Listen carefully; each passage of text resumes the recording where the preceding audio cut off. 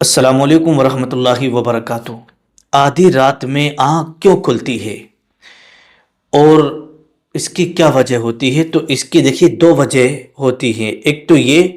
कि क्यों खुलती है, और दूसरी ये जब खुलती है तो फिर हमें क्या करना चाहिए। तो आइएगा, जैसे कि गुनियत तालिबीन के अंदर ये लिखा है और बुखारी और मुस्लिम शरीफ के अंदर भी हदीस पाक मौजूद है। अल्लाह के नबी सल्लल्लाहु ताला अलैहि वसल्लम ने इरशाद फरमाया कि जब कोई बंदा सोता है तो शैतान उसके बालों में तीन गिरह लगा देता है, उसके सर पर तीन गिरह यानी तीन गांठें लगा देता है। बंदा सो गया और शैतान ने उसकी तीन गांठें लगा दी। अब जब उसकी आंख खुलती है, चाहे वो रात के 2 बजे खुले, 3 बजे खुले, आधी रात में खुले, जब भी उसकी आंख खुले, अगर उसकी आंख खुली और उसने आंख खुलते के साथ ही अल्लाह का जिक्र किया, यानी सुबहान अल्लाह, अल्हम्दुलिल्लाह, अल्लाह अकबर, जो भी कुछ उसने अपनी ज़बान से कलिमात निकाले, अगर उसने अल्लाह का जिक्र कर लिया तो फिर शैतान की एक गांठ खुल जाती है। और वो बंदा जब उसने अल्लाह का जिक्र किया और शैतान की एक गांठ खुल गई और उसके बाद उसने उठ करके वज़ू किया, वज़ू कर लिया, तो जब बंदा उठ करके रात में वज़ू कर लेता है ना, तो शैतान की दूसरी गांठ भी खुल जाती है। और आगे लिखते हैं, जब बंदा वज़ू करने के बाद में अगर तहज्जुद का वक्त है तो तहज्जुद की नमाज पढ़ लेता है तो शैतान की तीसरी गांठ भी खुल जाती है। और अगर तहज्जुद का वक्त नहीं है, फजर का वक्त हो गया है और उसने उठ करके अल्लाह का नाम लिया, वज़ू किया और फजर की नमाज पढ़ ली, तब भी उसकी तीनों गांठें खुल गई। तो जब तीनों गांठें खुल जाती हैं तो शैतान उस बंदे के आगे हार जाता है, हार जाता है और हार के वो भाग जाता है।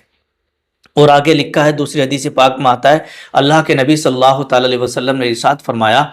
कि शैतान के पास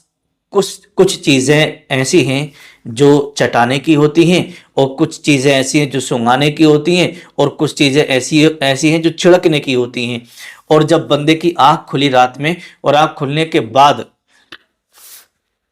वो शैतान ने, मान लीजिएगा, कोई चीज़ जो छिड़कने वाली है वो उस बंदे के ऊपर छिड़क दी,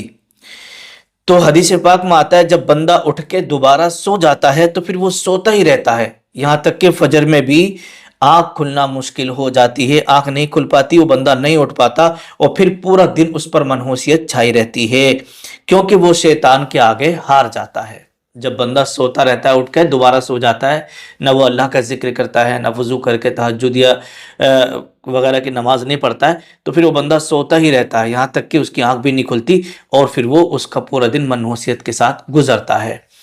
तो अगर शैतान के पास जो चीज़ें छिड़कने की हैं उसने छिड़क दी, या चटाने की हैं उसने चटा दी, तो लिखा है अगर शैतान कोई चीज़ छिड़क देता है तो फिर वो इंसान सोता रहता है, और चटाने वाली चीज़ अगर उसको चटा देता है तो वो जब भी ज़बान से बोलता है तो गालियाँ निकलती है उसकी ज़बान से, झूठ निकलता है, गीबत चुगली निकलती है उसकी ज़बान से। तो इसी तरीके से जो बात भी वो करता है तो बुरी ही बात करता है। और हुजूर फरमाते हैं कि अल्लाह तबारक व तआला रात के आखिरी हिस्से में आसमान दुनिया पर नुज़ूल इजलाल फरमाता है, तजल्ली फरमाता है, और ऐलान होता रहता है कि है कोई मुसीबत ज़दा कि मैं उसकी मुसीबत को दूर कर दूं। सहाबा ने अर्ज़ किया, या रसूल अल्लाह सल्लल्लाहु ताला अलैहि वसल्लम, हम रात के आखिरी हिस्से में इबादत किया करेंगे। तो अक्सर आपने देखा होगा बुजुर्गान दीन भी, सहाबे किराम भी, ताबेईन भी इशा की नमाज के बाद सो जाते और रात के आखिरी हिस्से में उठते, और उठने के बाद में इबादत में मसरूफ़ हो जाते। तो ये हमारे बुजुर्गान दीन का तरीका रहा है। अब अगर कोई शख्स रात के आखिरी हिस्से में उसकी आँख खुलती है, उठ करके वो तहज्जुद की नमाज़ पढ़ ले या इबादत कर ले, कुरान पाक की तिलावत करे, जितनी देर भी उसका दिल चाहे इबादत करे, तो अल्लाह पाक ऐसे बंदे की दुआएं भी कबूल फरमाता है और उस बंदे पर अपना ख़ास फजलो करम फरमाता है। और आका फरमाते हैं कि जब बंदा उठ करके अल्लाह का जिक्र करता है, वज़ू करता है और नमाज पढ़ लेता है, चाहे वो तहज्जुद की नमाज पढ़े या फिर फजर की नमाज पढ़े, तो फिर शैतान ऐसे बंदे के आगे हार जाता है और उस बंदे को अल्लाह का कुर्ब हासिल हो जाता है। तो मेरे प्यारे अजीज़ दोस्तों, पता चला कि रात के आधी रात में آنکھ جو کھلتی ہے وہ بلا وجہ آنکھ نہیں کھلتی، بلکہ اس کی وجہ ہوتی ہے۔ اگر آپ سمجھ گئے اس وجہ کو تو مجھے امید ہے، نہ جانے کتنے اسلامی بھائی اس ویڈیو کو دیکھنے کے بعد جب رات میں ان کی آنکھ کھلے گی تو مجھے امید ہے کہ وہ بھی رات کو اٹھ کے اللہ کا ذکر کریں گے، اور تہجد کا وقت ہوگا تو تہجد کی نماز پڑھ لیں گے، اور اگر تہجد کا وقت انہیں نہیں ملا تو فجر کی نماز ضرور پڑھیں گے۔ السلام علیکم ورحمۃ اللہ۔